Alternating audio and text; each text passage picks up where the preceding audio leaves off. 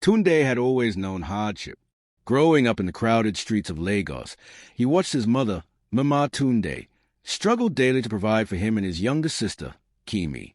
She was a hard-working food vendor, waking up before dawn to prepare bean cakes for sale.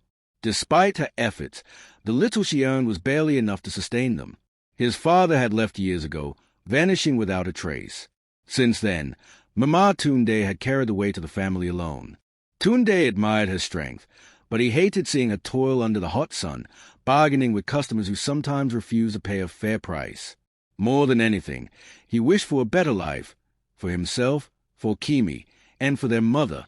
As he walked home from his job at a car wash, his mind was restless. He had finished school, but there were no opportunities waiting for him. Everywhere he turned, doors remained shut. He had applied for countless jobs, but without connections or money, getting hired seemed impossible. That night, as they ate a simple meal of rice and beans, Tunde noticed how thin Kemi had become. She was only 12, yet she carried herself with the quiet grace of someone who understood struggle. He clenched his fists, frustration welling up inside him. "There must be a way out," he murmured. Little did he know. Fate was about to present him with a choice, one that would change his life forever. Tunde sat outside their small room, staring at the stars above.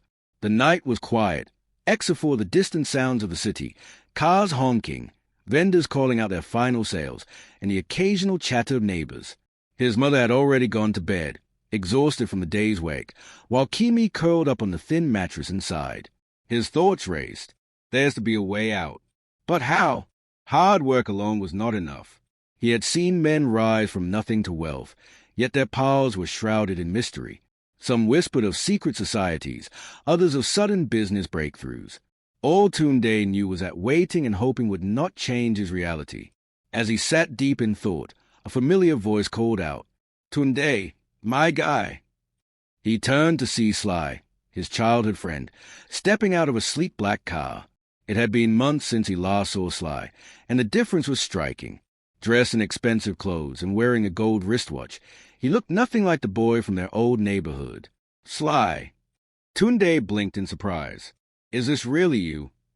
Sly laughed, patting Tunde on the back. "You never expected it, right? Life has changed for me, bro." Tunde eyed the car in Sly's confident smile. "How did you make it? Last time I saw you, you were struggling just like me." Sly leaned in slightly, his voice dropping to a whisper. "There are ways, my guy, ways that don't involve endless suffering." Tunde's heart pounded. He had heard these words before. Stories of men who suddenly became wealthy but never spoke of how they achieved it. "I don't know, Sly," Tunde said cautiously. "I just want a better life for my family." Sly grinned. "Then you need to stop waiting for a miracle. I can introduce you to the people who helped me. But remember, everything comes at a price." Tunde swallowed hard. He knew this conversation was leading him to a crossroads. The life he wanted was within reach, but at what cost? Tunde felt his heartbeat quicken as he looked at Sly. Everything in him screamed to ask more questions, to be sure, but the hunger in his stomach and the worry in his mother's eyes pushed him forward. "What kind of price are you talking about?" he asked cautiously. Sly smirked. "Nothing crazy. Just loyalty and a commitment to the people who will change your life. If you're serious about leaving this poverty behind, come with me tonight." Tunde hesitated. Something about Sly's words felt heavy, like a door once open that could never be shut again. But what choice did he have? "I'll go," he finally said. Sly's smile widened. "Good decision, my guy. Let's go." Tunde climbed into the car, his palms sweaty. As they drove through the city, the bright lights of Lagos felt different tonight, like they were leading him somewhere unknown. The car pulled up in front of a grand house on the outskirts of town. The high gates opened automatically, revealing a compound filled with expensive cars. Tunde's mouth went dry. Sly led him inside, where a group of well-dressed men lounged in a lavish sitting room. The air smelled of expensive cologne, and the soft sound of jazz music played in the background. A man sitting in the largest chair at the center of the room watched Tunde with keen eyes. His presence was commanding, his dark skin smooth like polished wood. "So, this is the one?" the man asked, his voice deep and calm. "Yes, "Chief," Sly answered. "His ready." Chief studied Tunde for a long moment before speaking. "You want wealth? Are you willing to do what it takes?" Tunde swallowed hard. "I just want to take care of my family." Chief chuckled. "We all started that way. But wealth is not free. There is a test to prove your loyalty." A man stepped forward, handing Tunde a small black envelope. "Inside is an address," Chief said. "Be there at midnight. That is where your journey begins." Tunde took the envelope, his fingers trembling slightly. He had come too far to turn back now. The address led Tunde to an old warehouse by the water. The air smelled of salt and damp wood. A single bulb flickered above the entrance. Inside, 3 men waited for him. One of them, a tall man with a scar across his cheek, spoke. "You've made it this far," he said. "But before we welcome you, you must prove that you can be trusted." Tunde felt his chest tighten. "How?" Scarface pointed to a metal box in the corner. "Inside is a package. Deliver it to the location we give you, no questions asked." Tunde hesitated. "What's inside?" Scarface's gaze hardened. "You don't ask questions here. Do it or walk away." Tunde looked at the box. This was the moment. If he did this, there was no turning back. Tunde took the box, feeling its weight in his hands. He knew this was a test. If he refused, he would lose his chance at wealth. If he agreed, he would be stepping into a world he didn't fully understand. His mother's tired face flashed in his mind. Kemi's soft voice echoed in his head. He had to do this. "Where do I take it?" he asked. Scarface smirked. "Good choice." He handed Tunde a slip of paper with an address. "Be quick." Tunde left, his heart pounding. He felt like he was carrying more than just a box. He was carrying a decision that could change his life forever. The delivery was simple. He arrived at a luxury apartment, handed the box to a well-dressed man, and left without a word. The next morning, Sly appeared at his doorstep with a small bag. "Open it," Sly said. Tunde's hand shook as he untied the bag. Inside was a stack of crisp banknotes, more money than he had ever seen in his life. "Your reward," Sly said, "and just a beginning."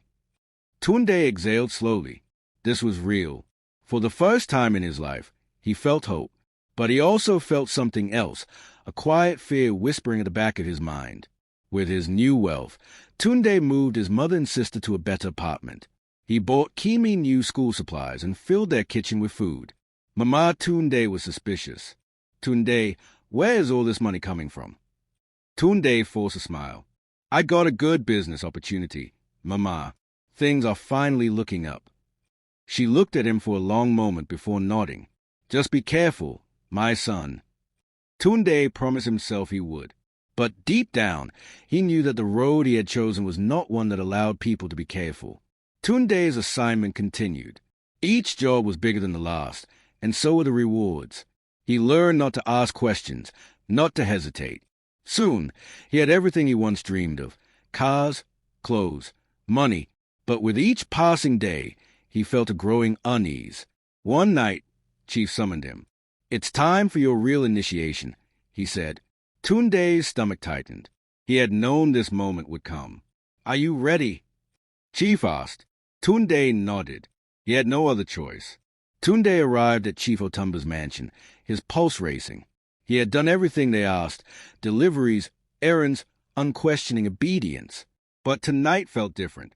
The air was thick with something he couldn't name. In the grand hall, Chief Otumba sat at the head of a long table, surrounded by other powerful men. Sly stood beside him, his face unreadable. "Tunde," Chief Otumba began, swirling a glass of wine in his hand. "You have done well, but before we fully welcome you, you must complete one final test." Tunde's throat felt dry. "What is it?" A man stepped forward, holding a small velvet pouch. He placed it in front of Tunde. "Inside is a special powder," Chief Otumba said. "You must take it to a man who has refused to honor his commitments. Once he drinks from his cup, his debts will be cleared permanently." Tunde's fingers curled into a fist. He knew what this meant. This was no ordinary errand. This was a test of loyalty, a point of no return. He felt Sly's gaze on him, but he couldn't bring himself to look. "Do this," Chief Otumba said smoothly, "and your place among us will be secured." Tunde took the pouch, his mind in turmoil. Could he really do this? Tunde sat in his car outside the target's house, gripping the pouch tightly. The lights were still on, and he could see the shadow of a man moving inside. His chest tightened.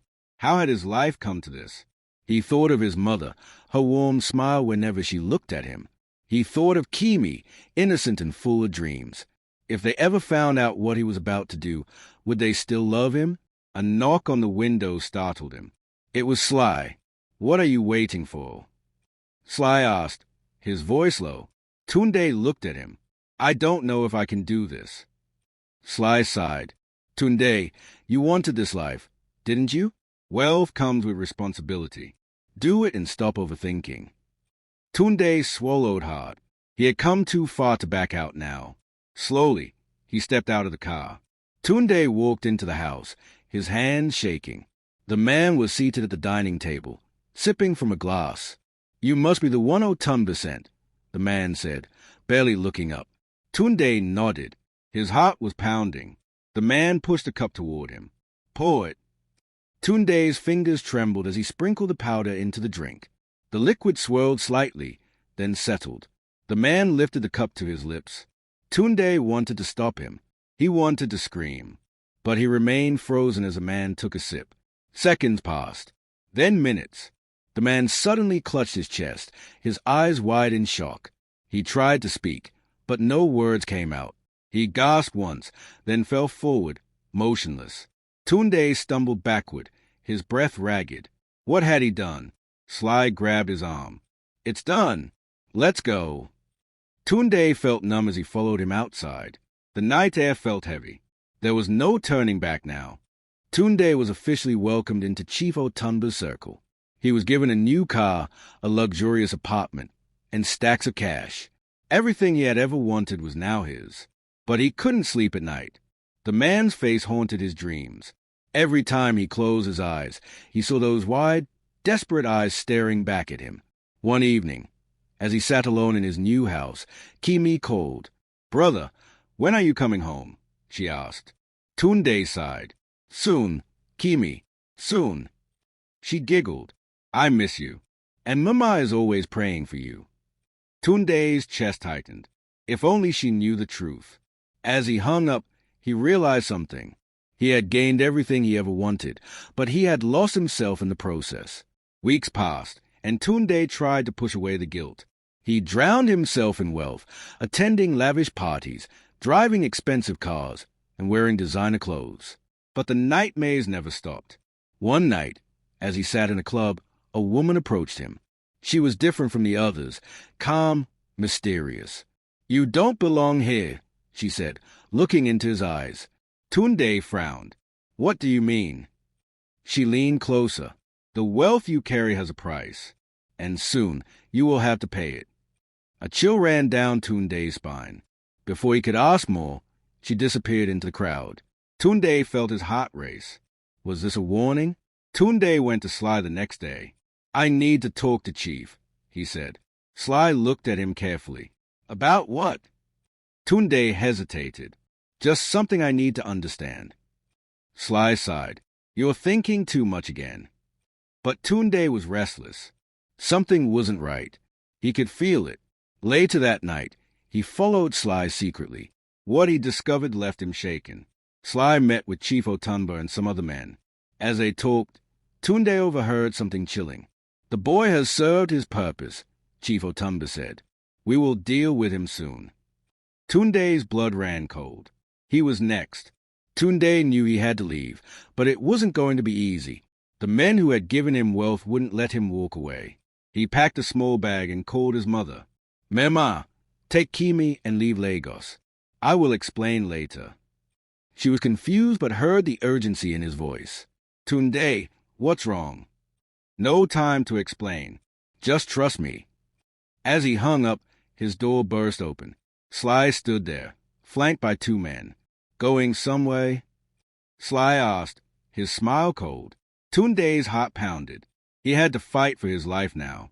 Tunde ran. He didn't know where he was going, but he knew he had to get away.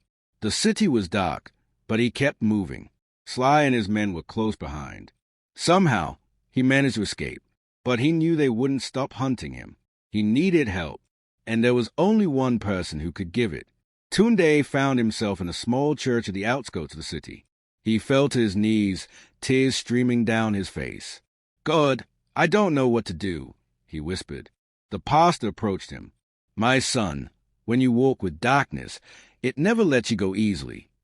Tunde knew he had to fight for his freedom, and he would do whatever it took.